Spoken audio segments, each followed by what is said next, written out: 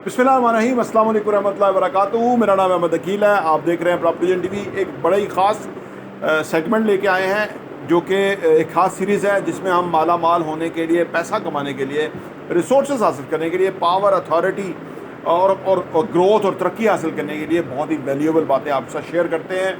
आज हम आपसे मिल रहे हैं एपिसोड नंबर 13 में। आज क्या बातें हम करेंगे, क्या वैल्यूएबल गुफ्तगू होने जा रही है, आइए बात करते हैं।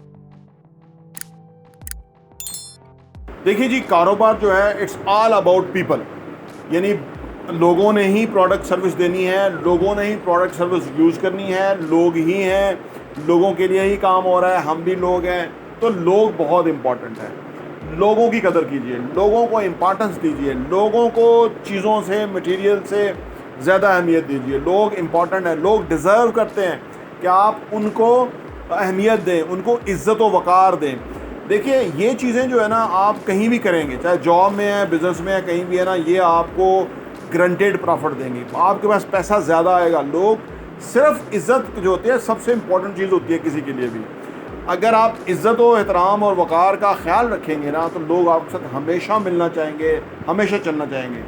जो शख्स भी आपके कारोबार में आपकी तरफ आ रहा है, कस्टमर, चाहे वो 10 रुपये की चीज़ ले रहा है, उसकी इज़्ज़त व वक़ार उतना ही होना चाहिए जितना कोई 1000 रुपये या लाख रुपये की चीज़ ले रहा है। देखिए, होता क्या है कि हम ये कारोबार लोग हैं, ये जो, और आज के दौर के अंदर जो है ना, वो जो ज़्यादा बड़ी स्किल है जिसको समझा जाता है, वो पीपल स्किल है।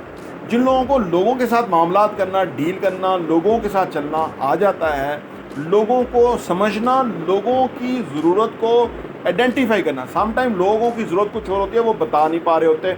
हमारे में सलाहियत होनी चाहिए कि हम उनकी रिक्वायरमेंट समझ लें और उनके सामने हम डिफ़ाइन करें। यही बिजनेसमैन का काम है। जितना ज़्यादा लोगों को आप अंडरस्टैंड करेंगे, जितना ज़्यादा उनके लिए उनसे अच्छा सोचेंगे, उतने ज़्यादा लोग आपके साथ रेगुलर बेसिस पे चलने के लिए तैयार होंगे। आपका बिज़नेस बहुत ज़्यादा ग्रो करेगा, ठीक है ना। और ये जो लोगों वाला मामला है, ये बुनियादी तौर पे आपने अगले की फ़ायदा देना है। अच्छा, अल्लाह ने ना हमें उस पोजीशन में बिठाया होता है कि जहाँ हम फ़ायदा दे सकते हैं, हमारा जाता भी कुछ नहीं है, ठीक है ना। कुछ लोग उधर भी फ़ायदा नहीं लोगों को देते, एज़ लॉन्ग कि आपका नुकसान नहीं हो रहा। क्योंकि अगर आप अपना नुकसान करके अगले का फ़ायदा करेंगे तो वो बिज़नेस कामयाब नहीं होगा, ठीक है ना। वो कहते हैं घोड़ा घास से दोस्ती करेगा तो खाएगा क्या, तो वो ठीक बात है, जो वो वहाँ तक ठीक है। लेकिन अगर आप किसी का फ़ायदा कर सकते और नहीं कर रहे, तो ये आप ख़यानत कर रहे हैं।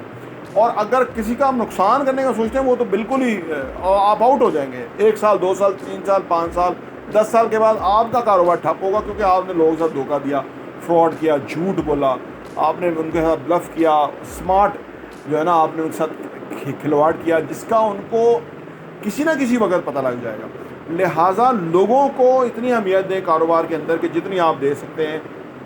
चाहे आपसे कोई सौदा ना ले, चाहे आप उसका ख़रीदार नहीं है, लेकिन वो डिज़र्व करता है कि आप उस शोबे के प्रोफेशनल हैं, आप उसको अच्छा मशवरा दें। क्योंकि मशवरा अमानत है, अमानत के तौर पे आप उसके साथ बात करें, जो भी बात करें उसमें आपका फ़ायदा गारंटेड होगा। वो चाहे किसी जगह से सौदा ले रहा है, लेकिन एंड ऑफ द डे वो उसके जहन में होगा कि भाई आप उसको फेयरनेस के साथ आपने डील किया है, वो आपके साथ कभी ना कभी ज़रूर कारोबार करेगा। तो ये लोग इंपॉर्टेंट हो गए। अब आ जाए ऑफिस के लोग जो होते हैं, बिज़नेस के लोग जो होते हैं।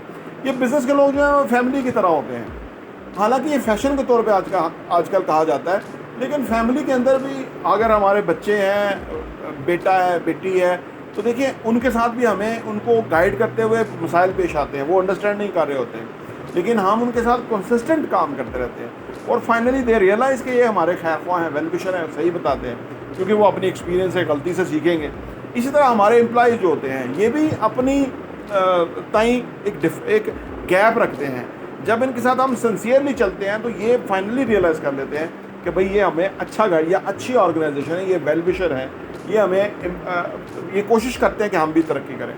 देखिए, कोई आपको ज़बरदस्ती तरक्की तो नहीं करा सकता है, लेकिन आपका काम है कि हर एक के साथ अपनी कोशिश जारी रखें। उससे ये कि वो some day he will realise, और वो अपने डायरेक्शन में दुरुस्त कर लेगा और वो आगे बढ़ जाएगा। उसका फ़ायदा होगा तो नेचुरली आपका फ़ायदा होगा। तो लोग बिज़नेस में बहुत इंपॉर्टेंट है। तो लोगों के साथ तरीके से चलना, ये हमें सीखना चाहिए। ये जो लोग लोगों को पसंद ही ना करें, ان کو کاروبار نہیں کھولنا چاہیے، کیونکہ چائنا کی کہاوت ہے نا کہ اگر آپ مسکرانا نہیں جانتے تو آپ دکان نہ کھولیں۔ تو آپ بے شمار دکانداروں کو دیکھتے ہیں کہ جو سڑے جلے بھنے ہوتے ہیں اور وہ دکان پہ کھڑے ہوئے ہیں، تو آپ سوچیں وہ مجبوری بامر مجبوری وہ سودا لے گا ان سے، خوشی خوشی کوئی نہیں آئے گا، ان کا جب بھی ان کی دوسری چوائس ملے گی وہ وہاں چلے جائیں گے۔ تو لہٰذا لوگ امپورٹنٹ ہیں، ان کو سیریسلی لیں، آپ کا کاروبار کئی گنا ترقی کرے گا۔ اچھا جی، پھر یہ ہے کہ آپ لوگوں کا ہی معاملہ آگے بڑھاتے ہیں کہ جی build a great team. Team بنانا بہت ڈیفیکلٹ ہے، ٹیم بنانا بہت ٹائم لگ جاتا ہے۔ ٹیم بنانے کی سب سے بڑی مثال ہمارے آقا سرکار دو عالم صلی اللہ علیہ وسلم کی ہے کہ ایک طرف قریش مکہ اتنے طاقتور تھے، وسائل کے ساتھ تھے، سردار تھے، اور وہ اپنے آپ کو بہت بلند اور عظیم سمجھتے تھے۔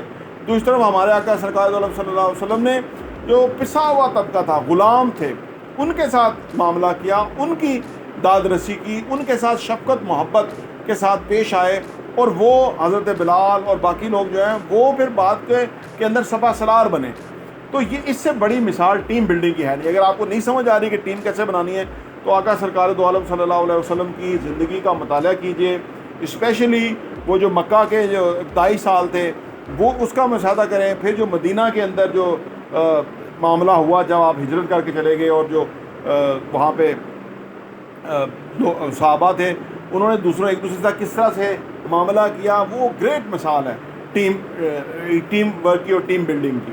اور وہاں سے انہوں نے کیسے لوگوں کو تربیت کی۔ حضرت عمر رضی اللہ تعالیٰ فرماتے ہیں کہ آپ کی وصال کے بعد انہوں نے فرمایا کہ میرا والد مجھے چابک مارتا تھا کہ تمہیں گھوڑے چرانا نہیں آتا، عمر زندگی میں کیا کرو گے۔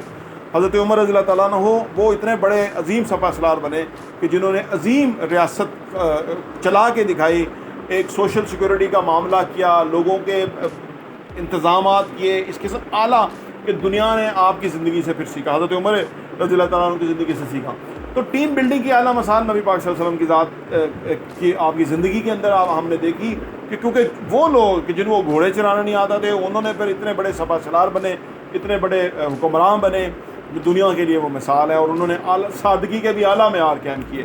تو یہ ٹیم کے اندر بھی اسی طرح یہ ہے، ہمیں بھی اگر ہم کسی کے ساتھ ہیں تو پھر ہم دل سے ہوں، اگر ہم کسی کے ساتھ نہیں ہیں تو اس کو دکھاوے کے لیے نہ ہوں، فیئرنس کے ساتھ ہوں۔